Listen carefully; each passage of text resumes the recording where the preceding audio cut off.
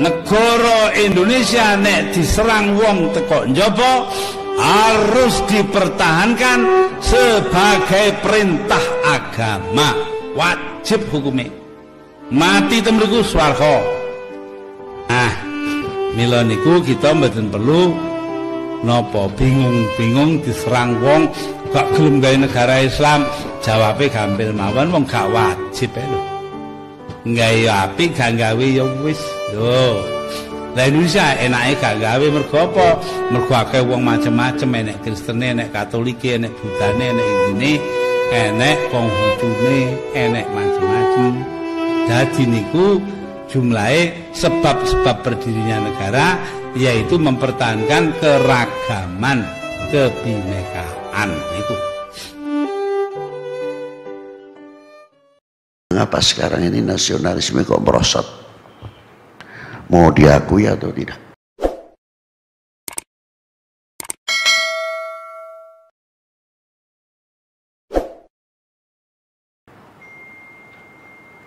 Merasa memiliki handarbeni kepada republik ini yang di backup, yang dibentengi oleh kekuatan agama masing-masing sebagai benteng-benteng yang kokoh. Apakah tidak mengkhawatirkan apa selaku bangsa kalau sudah melentur merosot merasa handarbeni memiliki kepada republik ini?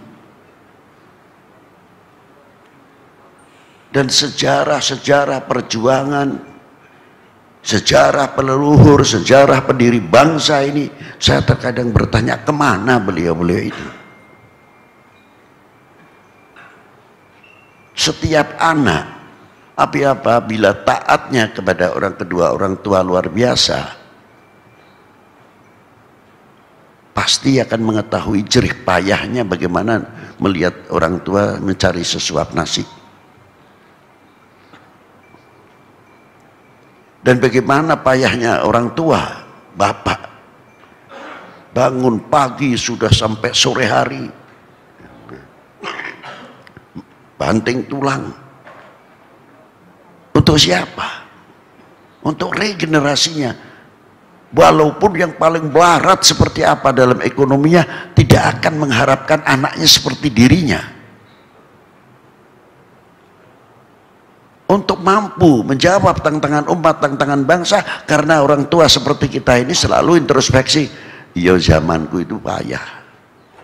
Ojo sampai, jangan sampai ini anak-anak kita nurun kepada kita di zaman yang sama. Insya Allah anak-anak kita semuanya akan menyadari perjuangan orang tua. Tapi kalau sudah tidak mengetahui perjuangan orang tua, taunya rumah mentereng, sudah ada kendaraan dan lain sebagainya, ya kita tuh terkadang bingung sendiri. Bagaimana bangsa ini? Bagaimana republik ini yang saya tanyakan? Apa sekonyong-konyong merah putih itu hanya berkibar kehendak sendiri saja? Satu butir nasi saja yang andil itu bukan satu tangan. Guru saya itu kalau mau makan pakaiannya rapi, kayak mau pergi saja, walaupun sederhana. Lalu saya laku muridnya, saya bertanya, tapi saya minta dididik. Pertanyaannya, Yai, terus pundi toto kromonit yang dahar, gimana Yai adabnya orang makan? Saya minta diajari.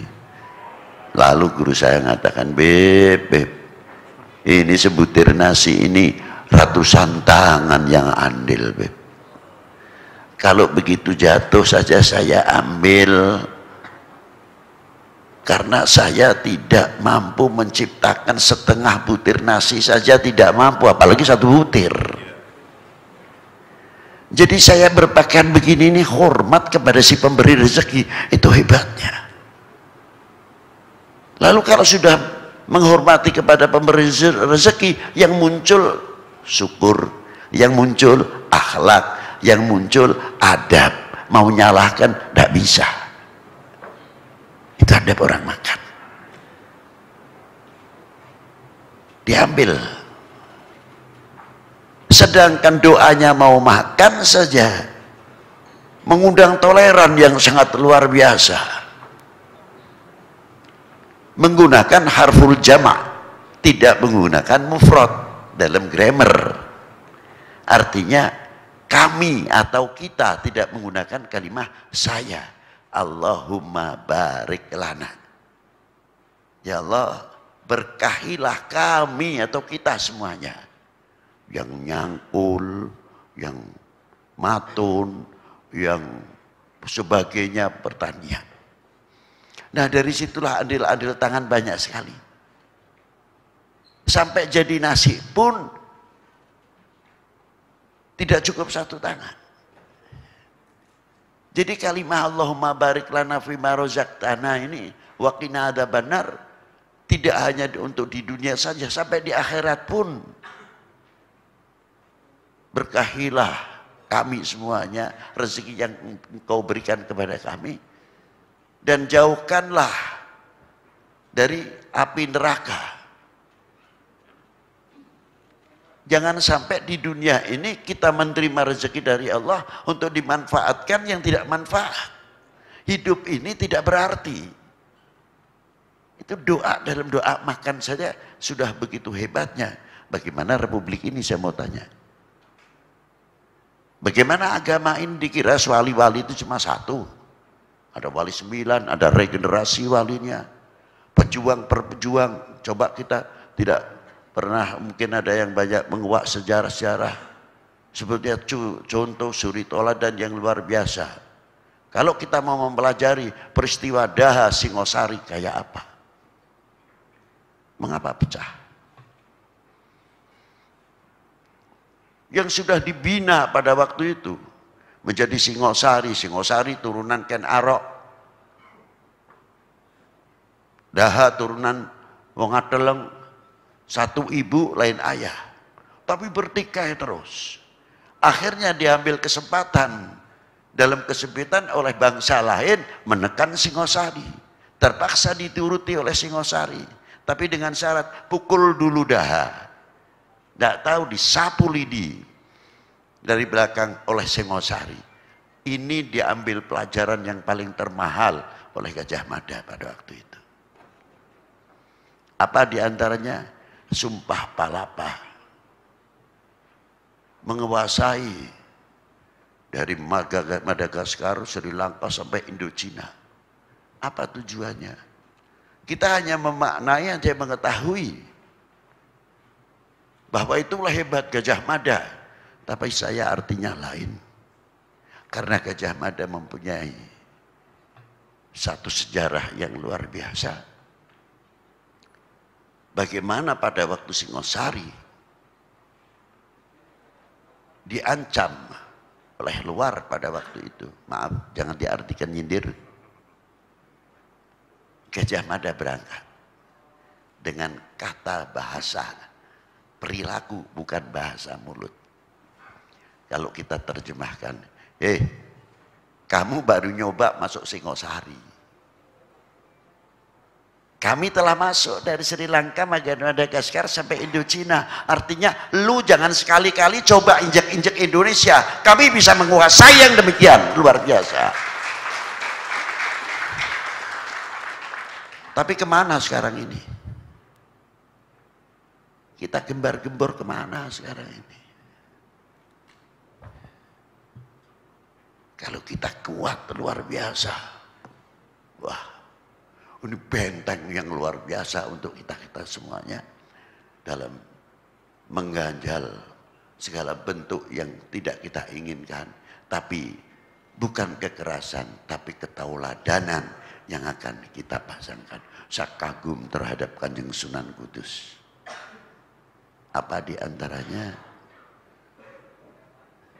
Pada suatu ketika, kalau Idul Adha ini biasanya kita saudara muslim tidak terlepas yang mampu memotong sapi-sapi, kerbau-kerbau, kambing-kambing yang di Timur Tengah unta. Tapi Kanjeng Sunan Kudus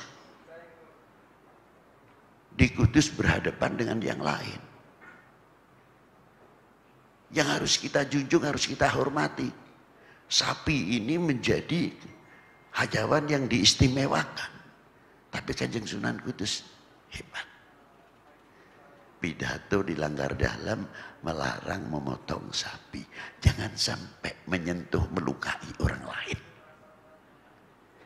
Dari situlah Pangeran Poncowati menyerahkan keraton Poncowati yang di Kudus kepada Kanjeng Sunan Kudus. Kerajaannya diserahkan. Kalau saya mungkin, ya otomatis siapa orang yang ingin duduk di kursi, tidak ingin duduk di kursi. Tapi apa yang terjadi? Karena Sunan Kudus tahu Demak ada Sultan Abdul Fattah, ada Sultan Trenggono setelah itu. Kami tidak mau berdiri negara dalam negara. Maka bijaksananya Kanjeng Sunan Kudus, kerajaan itu dijadikan masjid Menara Kudus oleh Kanjeng Sunan Kudus. Luar biasa. Ini ketauladanan. Setelah terakhir, saya terkadang kalau ditanya, Beb, apa sih istimewanya ziarah Wali Sembilan? Apa karomahnya, apa barokahnya? Terlalu tinggilah. Terlalu tinggi. Cuma saya kagum kalau saya ziarah Wali Sembilan, modal utamanya adalah malu. Loh gimana malu, Beb? Ya bagaimana tidak? Wali Sembilan itu sampai sekarang dari mulai Jawa Timur ke Banten khususnya sudah meninggal 400 tahun yang lalu bahkan lebih, masih mampu membuat ekonomi kerakyatan. Setiap Wali Sembilan itu kuburannya mesti rame. Saya tidak mau iktikot hatinya orang syirik atau tidak, itu bukan urusan saya. Tapi realiti yang ada di situ semuanya ada pasar. Jadi saya kaget. Lalu jeruk kubur saya yang membuat ekonomi kerakyatan. Lalu kita ini yang hidup ini bisa apa? Karo corona wedi ya. Nah ini ya maaf saja. Satu itu. Apalagi di Syarif Hidayatullah itu kalau saya ziarah ke sana, saya malu betul. Sebagian punya non-muslim, sebagian muslim. Sedangkan yang di dalam dunia muslim itu sendiri ada yang zikirnya keras, ada yang lamban, ada yang berat. Illallah, la ilaha illallah, ada illallah, la ilaha illallah. Ada lagi yang ngebut illallah, la ilaha illallah. Tidak ada yang bertikai, ini ada. Lu cepat-cepat bener sih, kata yang cepat. Kalau nggak cepat saya nggak dapat banyak di zikirnya. Yang satu zikirnya keras lagi, berat. Illallah, la ilaha illallah.